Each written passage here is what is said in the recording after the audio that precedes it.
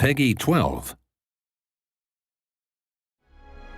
Hi, I'm Scott Amos, the executive producer of Lara Croft and the Temple of Osiris, the sequel to the award-winning Lara Croft and the Guardian of Light from Crystal Dynamics. Today I'm joined by three of our devs. Hi, I'm Alicia Thayer, I'm a designer. Hi, Will Kerslake, lead designer. I'm Robert Chivek, the producer. So in today's Dev Diary, we're going to take you through all the awesome, exciting adventure we have planned for you for 4-player co-op action and talk about our characters and all their features.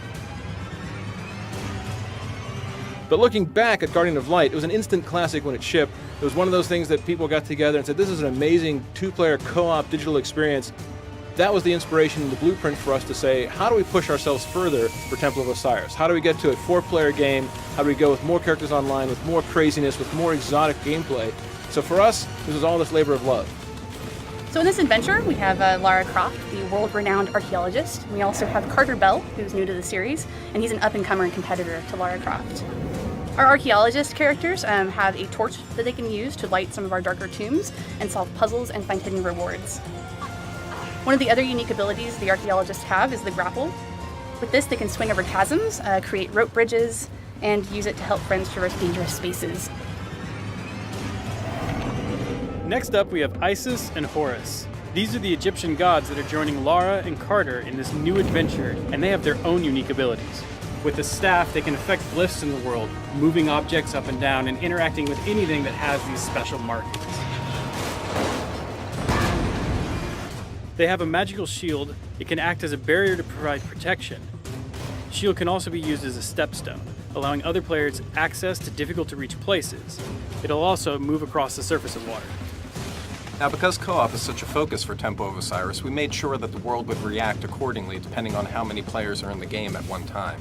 For example, when you add in your friends, the puzzle might actually change dynamically. There could be more mirrors, more obstacles, more enemies to deal with. And naturally, something we've seen is the more players you have at one time, the more chaotic the game can become. So you'll start competing for loot, but you also start griefing your buddies, kind of that competition angle.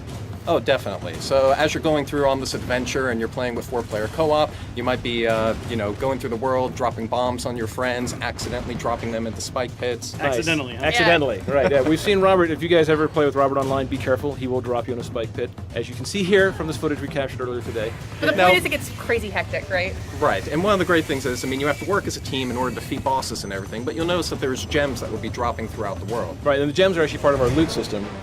Yeah, so the gems, each individually, players collect gems. Now, weapons and things, and to beat the puzzles within the game world, you do have to work together, but the gems are unique to your character, and you want to collect as many as possible. And the cool thing is, when you get to the end of a tomb, there's all these treasure chests that you could open, and you could use them to unlock powerful new rings and amulets, weapons, and costumes for your player. And the chests are different costs based off of the type of loot that you can get from them, so the more gems you have, the cooler loot you get.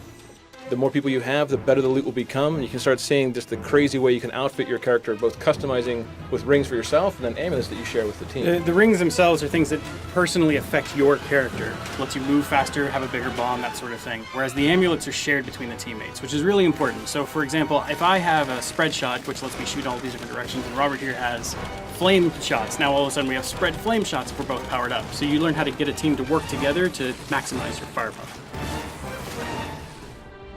All right, so that gives you a very quick look over everything that we're doing for Lara Croft and Temple of Osiris. 4-player couch online mix and match, drop in, drop out, and drop your friends into spike pits.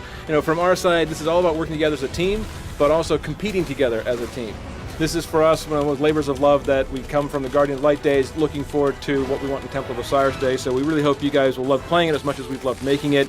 Coming out this year, December 9th for Xbox One, PS4, and PC. Thanks, team. Anything else? Thanks for watching. All right, guys, have a great time. We'll see you online.